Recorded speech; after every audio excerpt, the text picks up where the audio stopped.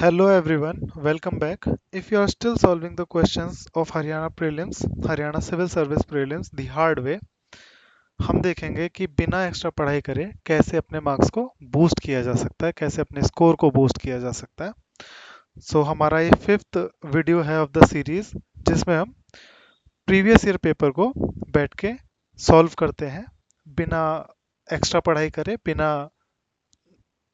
Exact knowledge के, peripheral knowledge के through और लॉजिक यूज करके।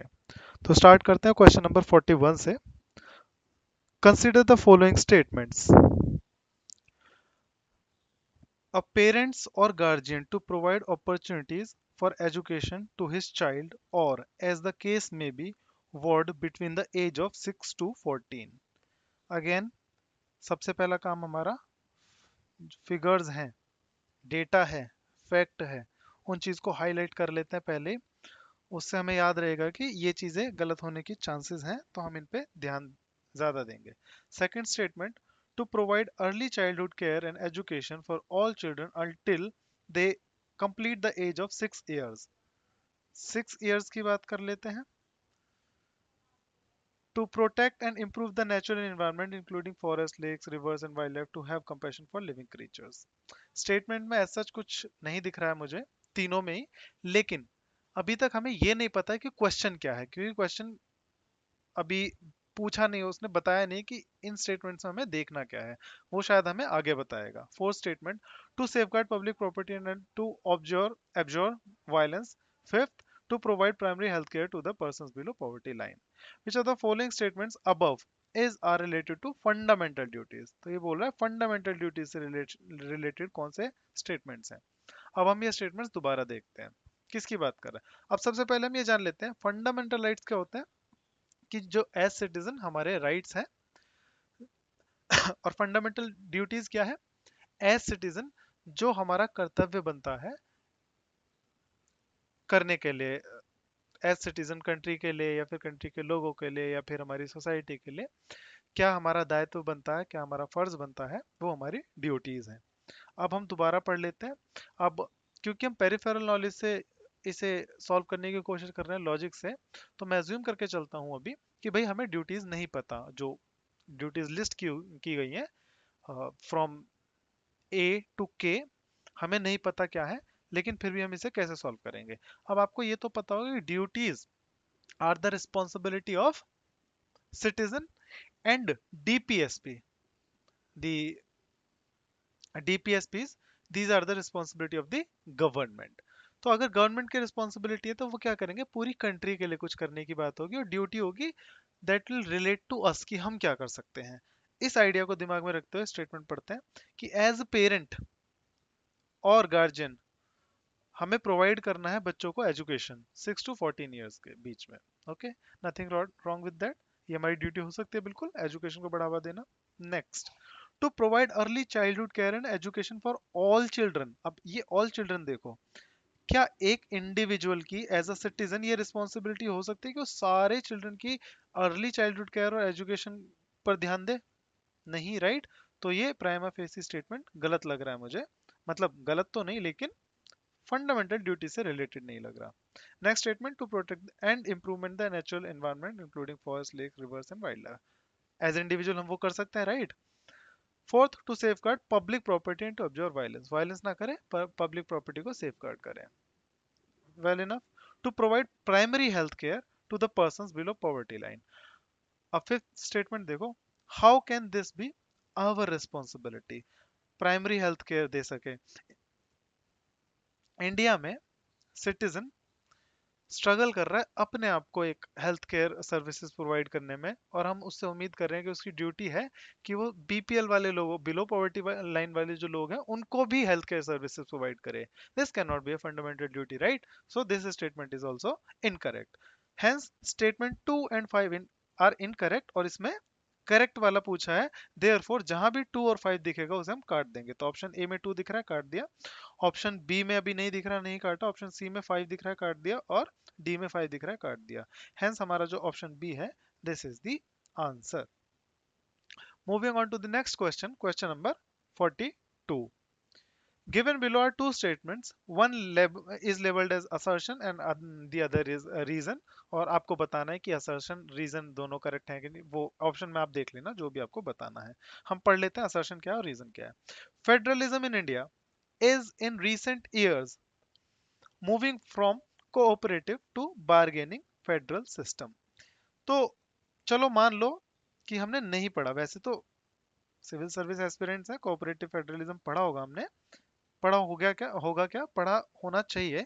लेकिन अगर नहीं पढ़ा, मान लो कोऑपरेटिव फेडरलिज्म के बारे में नहीं पता हमें, तो आप ये तो अज्यूम कर सकते हो कि चलो एक फेडरलिज्म का एक टाइप होता है कोऑपरेटिव, दूसरा होता है बार्गेनिंग टाइप। ये बोल रहा है कि रीसेंट ईयर्स में कोऑपरेटिव से बार्गेनिंग साइड में मूव कर रहा है हमारा फेडरलिज्म। क्या एक भी फीचर पूरे देश में, हर स्टेट को लेके सेंटर स्टेट के बीच में जो रिलेशनशिप है, उसमें एक भी फीचर अगर बार्गेनिंग से मैच कर गया, तो क्या ये स्टेटमेंट सही नहीं हो जाएगा? राइट। तो इस स्टेटमेंट के सही होने की प्रोबेबिलिटी बहुत ज्यादा है। अगर इस स्टेटमेंट को गलत करना है, then the examiner, then the person who has set the questions for you will have to prove कि भाई बार्गेनिंग फेडरल सिस्टम हमारे कंट्री में कहीं भी एप्लीकेबल नहीं है। कुछ भी ऐसा नहीं हुआ है कि बार्गेनिंग फेडरल सिस्टम बन जाए हमारी कंट्री में। अब इज दिस ट्रू? खुद ही देख सकते हैं, दिस इज नॉट ट्रू। मतलब ऐसा नहीं हो सकता कि पूरे कंट्री में कहीं भी ऐसा एक भी फीचर ना रहा हो जिससे हम बोल सके कि आज के टाइम में बार्गेनिंग फेडरल सिस्टम भी काम कर रहा है। Coming on to the reason, तो पहला वाला तो बिल्कुल सही है, राइट। दूसरा रीजन, रीजन ये है कि residuary powers of legislation are lying with the centre. अब मैंने बताया था अच्छी चीज को अगर सही बोला जाए तो वो स्टेटमेंट सही होता है, लेकिन अच्छी चीज को खराब बोला जाए तो वो स्टेटमेंट गलत होता है। अब वो वाला लॉजिक यहाँ कैसे लगाएंगे? अब मैं ये कह रहा हूँ कि कॉन्स्टिट्यूशन में डिवीजन ऑफ पावर्स में मैंने एक रेसिड्यूरी पावर्स का सेक्शन बनाया हुआ है, बहुत ज्यादा सोच समझ के। और मैं साथ में ये भी कह रहा हूँ, because of that residuary power वाला फीचर, हमारा जो कोऑपरेटिव फेडरलिज्म है वो बार्गेनिंग की तरफ जा रहा है। तो ये तो गलत हो रहा है, राइट। कोऑपरेटिव अच्छा है, bargaining is not that good. तो कोऑपरेटिव से बार्गेनिंग की तरफ जा रहे हैं बिकॉज ऑफ रेसिड्यूरी पावर वाला फीचर। तो ये रीजन हो सकता है क्या? अगर ये रीजन होगा तो वो लॉजिक फेल कर जाएगा हमारा, वो लॉजिक फेल नहीं करेगा। तो ये, अगर मैं इस रीजन को सही रीजन मानूं, तो इसका मतलब मैं ये कह रहा हूँ कि रेसिडरी पावर जो है सेंटर के पास है, इस वजह से कोऑपरेटिव फेडरलिज्म जो है बार्गेनिंग बन रहा है। तो ये गलत चीज है, क्योंकि अच्छी चीज के बारे में अगर गलत बोलूंगा तो दैट इज इनकरेक्ट। तो रीजन तो सही है, रेसिडरी पावर है सेंटर के पास, लेकिन वो इसका रीजन एक्सप्लेन नहीं कर रहा सेशन को। Hence our answer will be both A and R are correct, and R is not correct explanation of A. Hence B is the answer. Moving on to the next question, question number 43. Given below are two statements, दो statement है और दोनों statement में बताना कौन सा सही है कौन सा गलत है। The Indian National Congress rejected the Cripps proposal. Cripps proposal की बात हो रही है, अभी तक कुछ गलत नहीं हो सकता बिकॉज हमें पता है कि रिजेक्ट ही किया गया था। और जिन जो लोग कहते हैं कि, अगर जो लोग सोचेंगे कि हम नॉलेज बेस पे काम नहीं कर रहे, तो ये लॉजिकल सी चीज है। अगर क्रिप्स प्रपोजल रिजेक्ट किया गया होता तो इंडिपेंडेंस, मतलब क्रिप्स प्रपोजल के बाद इतनी सारी चीजें आई थी वो नहीं आती, राइट। तो क्रिप्स प्रपोजल को रिजेक्ट किया गया था because Congress was not convinced with the dominion status offered by the British. ये भी सबको पता है कि डोमिनियन स्टेटस से कन्विंस्ड नहीं थे, अगर कन्विंस्ड हो जाते तो हमारे पास इंडिपेंडेंस के टाइम पे डोमिनियन स्टेटस होता। And this is common knowledge, हम कंप्लीटली इंडिपेंडेंट थे, we were not under dominion status. तो ये लॉजिकली सोच सकते हो आप, अगर आपको नहीं भी पता है कि भाई डोमिनियन स्टेटस के अगेंस्ट थी कांग्रेस या नहीं। वैसे ये बहुत बेसिक चीज है, सबको पता होती है। तो statement one is correct. Now, moving on to the next statement. The Muslim League accepted the Cripps proposal because the indirectly demand of Pakistan was accepted by the proposal. This statement is incorrect. Why? क्योंकि मुस्लिम league ने Cripps proposal को accept ही नहीं किया था। Okay क्योंकि उन्हें तो पाकिस्तान चाहिए था, क्रिप्स प्रपोजल में राइट टू ससीड दिया गया था प्रोविंसेस को, ना कि पाकिस्तान को। कहने का मतलब उन्होंने राइट टू ससीड दिया था प्रोविंसेस को, ना कि एक मुस्लिम मेजोरिटी स्टेट को।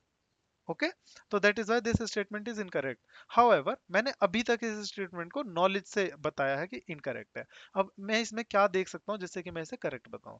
मैंने आपको बताया था there are either two kind of statement, a statement that is completely made up, और the statement that has been copy pasted, और उसमें से कुछ चीजें चेंज कर दी गई हैं उसे गलत करने के लिए, या फिर एक statement which has been copy pasted as is, जिससे कि उसमें कोई गलती ना हो। तो आप इस स्टेटमेंट को अगर सही से पढ़ें, the Muslim League accepted the Cripps proposal because the indirectly demand, आप इस चीज को ध्यान दें, दी इनडायरेक्टली डिमांड, ये आपको ग्रामेटिकली बहुत ऑफ नहीं लग रहा है? और अगर ये ग्रामेटिकली ऑफ है तो आप ये समझ सकते हैं कि कॉपी पेस्ट तो नहीं किया गया है, इस स्टेटमेंट को अपनी तरफ से बनाया गया है। और ये बहुत ज्यादा सिंपल डिक्शन वाला स्टेटमेंट है। मतलब अगर दो तीन चीजों को आप कनेक्ट करें, डॉट्स को कनेक्ट करें, ग्रामेटिकल एरर भी है, डिक्शन भी बहुत सिंपल है, तो इसका मतलब इस स्टेटमेंट को उसने, जिसने भी एग्जामिनर ने लिखा होगा, हो सकता है उसकी इंग्लिश बहुत ज्यादा स्ट्रांग ना रही हो, और उसने बस इसे अपनी तरफ से लिखा हो, या फिर टाइप करने में गलती हो गई हो। बेसिकली ये कॉपी और पेस्टेड स्टेटमेंट तो नहीं है, तो इसके गलत होने की प्रोबेबिलिटी वैसे भी और ज्यादा है। तो सिर्फ एक चीज को देख के आप किसी चीज को गलत ना किसी स्टेटमेंट को गलत मत बोल देना। आपको देखना है कि क्या डॉट्स जो है वो कनेक्ट हो रही हैं। जैसे यहाँ पर डिक्शन भी बहुत ज्यादा सिंपल है, सिंपल डिक्शन है, मतलब बुक से या किसी सोर्स से ये कॉपी नहीं किया गया है। क्योंकि इन जनरल जब हम इंग्लिश बोलते हैं, लिखते हैं, इन ह्यूमन कैपेसिटी हम बहुत ज्यादा सिंपल वर्ड्स का यूज करते हैं। सिंपल वर्ड्स यूज हो रहे हैं तो आप समझ जाओ कि वो स्टेटमेंट खुद से लिखा गया है। अभी ये प्रूव नहीं करता कि गलत है ऐसे ही, लेकिन आपको ये प्रूव करता है क्योंकि ये खुद से लिखा गया है, तो हो सकता है कि बनाने की कोशिश करी गई हो। एक डॉट ये रही, दूसरी डॉट इसमें ग्रामेटिकल एरर है, मतलब पक्का लिखा गया है। ठीक है, क्योंकि कॉपी पेस्ट में ग्रामेटिकल एरर आपको बहुत कम मिलेगी। दैट इज वाई अगर डॉट्स कनेक्ट हो रही हैं दो तीन चार, तो आप कह सकते हो ये स्टेटमेंट इनकरेक्ट है, और लॉजिकली भी स्टेटमेंट इनकरेक्ट है। अगर वो एक्सेप्ट कर लेते तो उनको ज्यादा सपोर्ट मिल जाती क्रिप्स प्रपोजल के थ्रू। वैसे ऐसा हुआ नहीं था, hence answer is C, statement one is correct, two is incorrect. Next question, question number 44। अब ये पढ़ लेते हैं हम जल्दी से, इजी सा क्वेश्चन है, बहुत बेसिक क्वेश्चन है, नॉलेज से हो जाएगा, लेकिन अगर नॉलेज से नहीं करना है तो कुछ हम इसमें देख सकते हैं। The fundamental rights are non justiciable in the courts. अगर आपको इस वर्ड का मतलब पता है, नॉन जस्टिबल जस्टिसेबल क्या होता है, तो आप इस स्टेटमेंट को बड़े आराम से इनकरेक्ट बोल दोगे। क्यों? नॉन जस्टिसेबल का मतलब होता है कि आप कोर्ट में जाके ये नहीं कह सकते कि ये वाला जो राइट है मेरा, इसका हनन हुआ है और आप इसको इन्फोर्स करवाओ। मतलब आप कोर्ट में केस नहीं कर सकते अगर आपका फंडामेंटल राइट किसी ने वायलेट किया है तो। Is this true? अगर यही, अगर ये ट्रू होता, then what is the point of having fundamental rights, अगर हम उसे कोर्ट में इन्फोर्स ही ना कर पाए तो। Hence this statement is incorrect. Fundamental rights are actually justiciable in the courts. Next पे आते हैं, द डीपीएसपी आर मेड,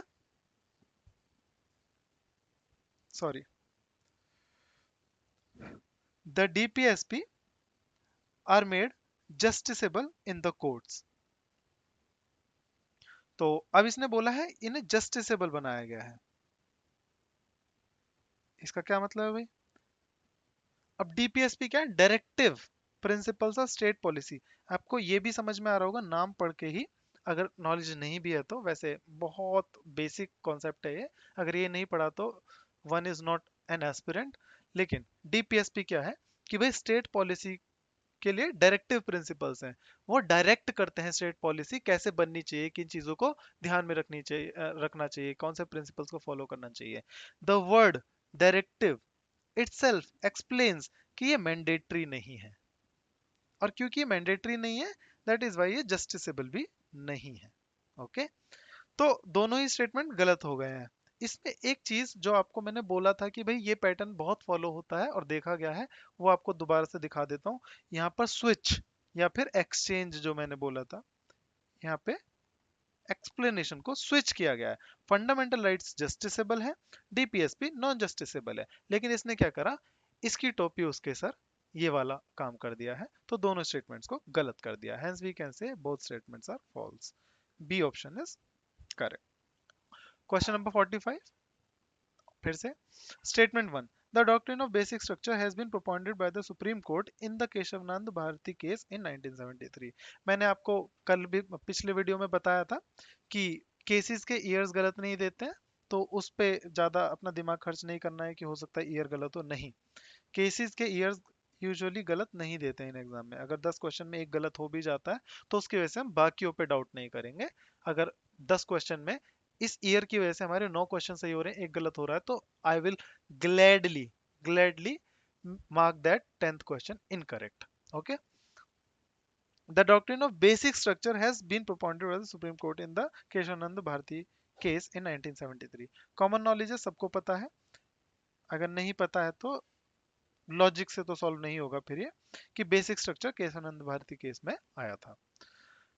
और एक और चीज देखो, ये प्रोपाउंडेड वर्ड देखो। डू यू थिंक ये नॉर्मल डिक्शन है, सिंपल डिक्शन है? प्रोपाउंडेड हम अपनी डेली लैंग्वेज में तो यूज नहीं करते, मतलब ये कहीं से कॉपी किया है, कॉम्प्लेक्स डिक्शन है। तो आप कह सकते हैं कि there are high chances this statement is correct. Next statement, the Indian parliament has the power to amend the whole constitution. पूरा का पूरा कॉन्स्टिट्यूशन। ये कह रहा है कि ऐसा कोई फीचर ही नहीं है कि कॉन्स्टिट्यूशन में जिसे गवर्नमेंट अमेंड ना कर पाए। प्राइमा फेसी आपको लग सकता है कि भाई अमेंड तो कर ही सकते हैं, लेकिन इसका हिंट इसने खुद ही दे रखा है, बेसिक स्ट्रक्चर। अगर आपको बेसिक स्ट्रक्चर का मतलब मालूम है तो आपको पता होगा कि बेसिक स्ट्रक्चर्स को अमेंड नहीं किया जा सकता, right? And that is why here statement 1 is correct, statement 2 is incorrect. C is your answer. Moving on to the next question, question number 46। Question number 46 ऐसा क्वेश्चन है कि अगर आपने हिस्ट्री पढ़ी है, आपको आता है तो हो जाएगा आपसे, वरना नहीं होगा। क्योंकि ये फैक्चुअल क्वेश्चन है और इसमें कुछ ऐसा भी नहीं है कि उसने वर्ड्स में या किसी चीज में फेरबदल करी हो। बेसिकली स्टेटमेंट वाले क्वेश्चन में हम चीजें ढूंढ सकते हैं सही या गलत होने के लिए, इनमें ढूंढना बहुत मुश्किल हो जाता है। कुछ क्वेश्चंस में कुछ चीजें मिल जाती हैं बट हर जगह नहीं मिलती हैं। तो ये क्वेश्चन अगर आपको आता है तो बहुत अच्छी बात है, नहीं आता तो ये आपसे नहीं होगा। इसका आंसर है सी, कि सबसे पहले चंपारण सत्याग्रह हुआ था, फिर हुआ था अहमदाबाद सत्याग्रह, फिर हुआ था खेड़ा सत्याग्रह, उसके बाद रॉलेट एक्ट हुआ था। एक ट्रिक मैं आपको बता देता हूं, आप निमोनिक बोल सकते हैं उसे, कि गांधी जी ने इंडिया में आने के बाद केक खाया। अगर आपको ये याद रहेगा तो इससे आप इस क्रोनोलॉजी को समझ जाएंगे, सी से चंपारण, ए से अहमदाबाद, के से खेड़ा। तो इसी क्रोनोलॉजी में उन्होंने ये वाले सत्याग्रह किए थे, सबसे पहले चंपारण, फिर अहमदाबाद, फिर खेड़ा। तो अगर ये तीन आपको पता है तो आपको समझ में आ जाएगा कि डी, उसके बाद ए, उसके बाद, सॉरी, डी उसके बाद बी उसके बाद ए। डी बी ए एक साथ होने चाहिए। सी या तो सबसे आगे या सबसे पीछे होगा अगर आपको नहीं पता तो आप देख लो डी बी ए कहां पर है उसी सीक्वेंस में। डी सबसे पीछे है, डी ए भी है, D B A, D A भी है। तो इसका मतलब सी ही हमारा करेक्ट होगा। आपको रॉयलेट एक्ट के बारे में नहीं भी पता होगा तो भी आपसे क्वेश्चन हो जाएगा। बट ये न्यूमोनिक याद रख लेना, या आगे क्रोनोलॉजी के लिए हेल्प करेगा आपको। Moving on to the next question, question number 47। 47 question number बहुत इजी है, बिकॉज सिंपल सी बात है, अगर आपको 12 के 12 स्केड्यूल्स पता है उसी ऑर्डर में, तो आप इस क्वेश्चन को सॉल्व कर सकते हैं। इसमें कुछ लॉजिक वाली बात नहीं है, बस एक निमोनिक होता है, tears of old PM.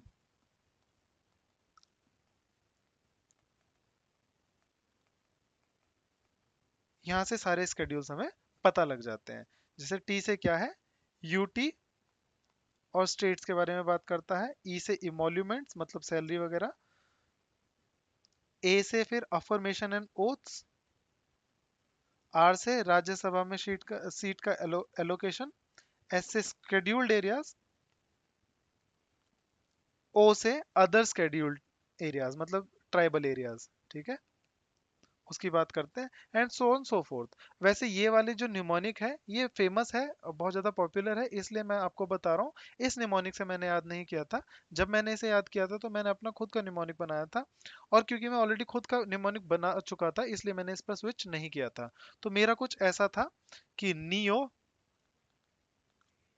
ASTDLZDPM।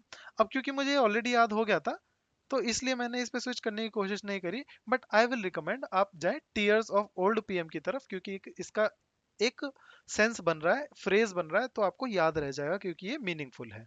तो इसका आंसर है एक्चुअली सी, आपको निमोनिक के थ्रू याद हो जाएगा। If you want I can explain this mnemonic in a different video. Moving on to the next question, question number 48। अब 48 क्वेश्चन भी ऐसा ही है कि या तो आपको पता है या नहीं पता है, इसके बारे में कोई भी लॉजिक काम नहीं आएगा। अगर आपने इसके बारे में पढ़ा है तो हो जाएगा वरना नहीं होगा। इसका आंसर है डी। क्वेश्चन क्या पूछ रहा है कि कुछ फेमस एकेडमिक्स एकेडमिशियंस के नाम दिए हैं और उनका वर्क का नाम दिया है, और मैच द फॉलोइंग वाला क्वेश्चन बना दिया है कि कौन किसने क्या किया था। अब मैंने आपको डी बता दिया है, ठीक है। आप इस बी नाम को रजनी कोठारी, राइट, इसको ध्यान में रखना। हम अभी इसके बारे में कुछ एक स्पेशल चीज देखेंगे। ओके, आगे बढ़ते हैं। Question number 49। अब ये क्वेश्चन देखिए, ये क्वेश्चन मैंने एग्जाम टाइम में, मुझे इसके बारे में जीरो आइडिया था, फिर भी सॉल्व कर लिया था। कैसे किया था वो बताता हूँ आपको, और उसके बारे में एक डिस्क्लेमर भी है वो भी बताता हूँ।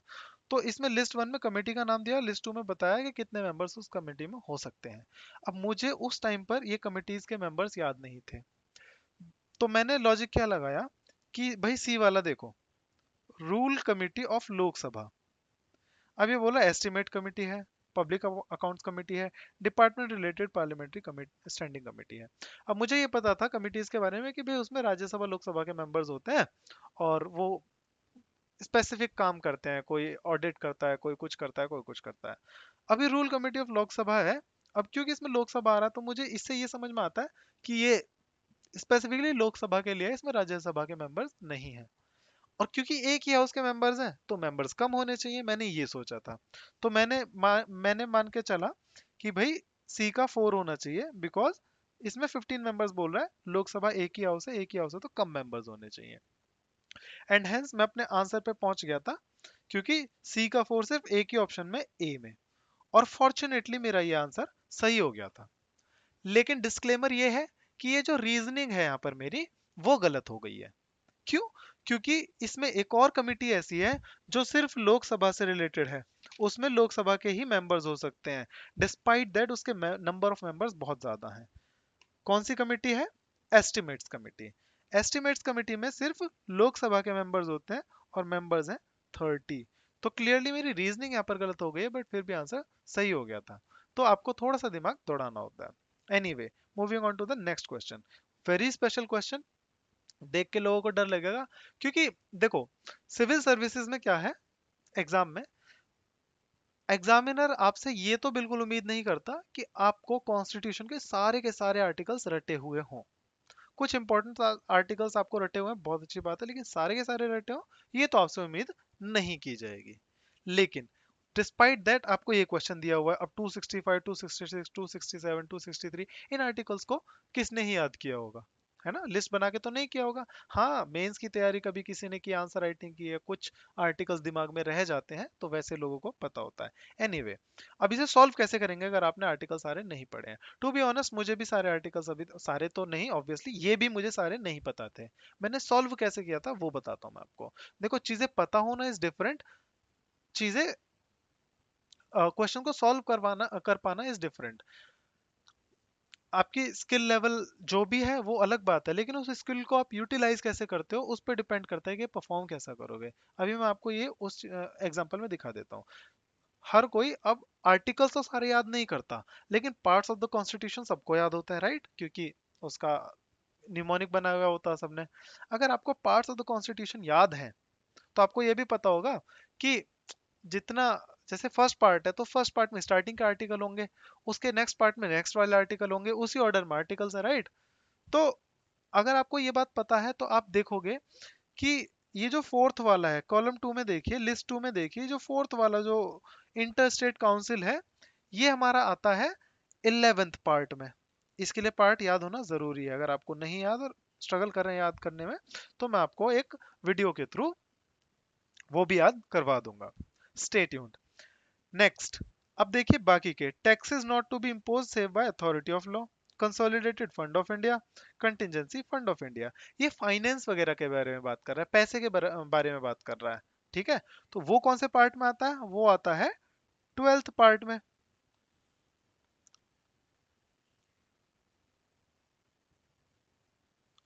ठीक है, ये 12th पार्ट में आता है, ये 11th पार्ट में आता है। तो क्योंकि ये 11th पार्ट में आता है, तो ये सबसे छोटा वाला आर्टिकल होना चाहिए, राइट? तो मैं ये कह सकता हूं कि जो 263 है वो तो फोर्थ से मैच कर रहा है। तो जहां भी फोर्थ वाला 263 नहीं है या डी नहीं है, उसे मैं काट दूंगा। तो मेरा बी ऑप्शन कट जाता है, इससे बाकी के नहीं कटते। ठीक है, लॉजिक फिर से समझाता हूं। क्योंकि ये 11th पार्ट है और बाकी के तीनों 12th पार्ट में आते हैं, तो ये जो आर्टिकल होगा इसका न्यूमेरिकली सबसे छोटा वाला आर्टिकल होगा, बिकॉज वो पहले आएगा। तो 263 सबसे छोटा, इसलिए मैंने माना कि भाई 263 इससे रिलेट कर रहा है। मुझे नहीं पता, आज तक भी मुझे नहीं पता कि 263 इंटर स्टेट काउंसिल की बात करता है, लेकिन ऐसे हम इसे डिड्यूस कर सकते हैं। बाकी तीनों की बात कर लेते हैं अब हम। बाकी तीनों में आप इन दोनों को देखिए, लिस्ट टू में consolidated fund of India, contingency fund. तो जब भी हम फंड्स की बात करते हैं, फंड्स के बारे में पढ़ते हैं पॉलिटी में, तो हम पहले कंसोलिडेटेड फंड को पढ़ते हैं, उसके बाद उसके एकदम बाद से कंटिजेंसी फंड पढ़ते हैं, राइट? और अगर ऐसा है, और उसके उसके तुरंत बाद हम फिर पब्लिक फंड का नाम याद नहीं आ रहा मुझे, अभी बताता हूँ। तो उसके बाद पब्लिक फंड, पब्लिक अकाउंट्स ऐसे करके कोई फंड होता है, उसकी बात करते हैं हम। तो consolidated fund of India right after, उसके बाद कंटिजेंसी फंड आता है। तो इसका मतलब इनके आर्टिकल भी एक दूसरे के बिल्कुल कॉन्जिक्यूटिव होने चाहिए। फॉर एग्जांपल, अगर कंसोलिडेटेड फंड आर्टिकल नंबर 1 में बात करी गई है, तो कंटिजेंसी की आर्टिकल नंबर 2 या 1A 1B की में बात करी गई होगी।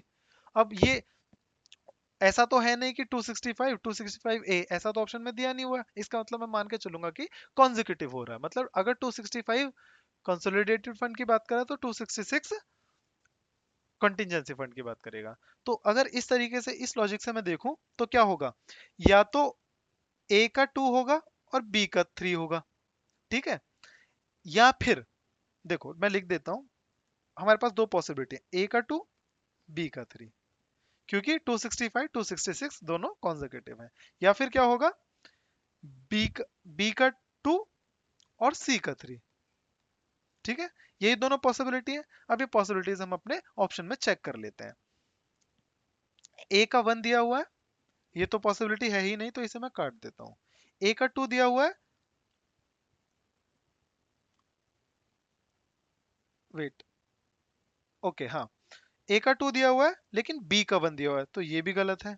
यहाँ पे देखो, बी का 2 दिया हुआ है और सी का 1 दिया हुआ है। आई थिंक मैंने कुछ मिक्स कर दिया है।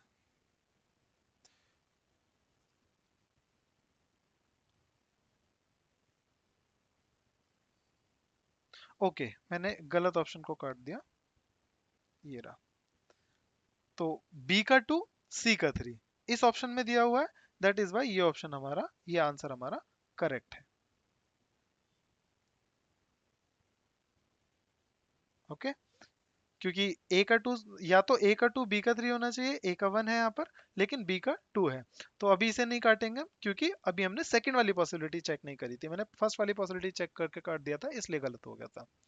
दोनों में से एक भी मैच कर जाएगी तो मैं उसे अपना आंसर मान लूंगा। अगर दोनों मैच कर रही हैं अलग अलग ऑप्शंस में, तो फिर ये क्वेश्चन और डिफिकल्ट हो जाएगा। सी ऑप्शन में देखिए, ए का 3 बोल रहा है और बी का 2 बोल रहा है, तो ये तो कट ही जाएगा। एनीवे ए हमारा आंसर है। That is it for the day. आज की वीडियो में इतना ही। नेक्स्ट हम क्वेश्चन नंबर 51 से 60 नेक्स्ट पार्ट में करेंगे। Thank you.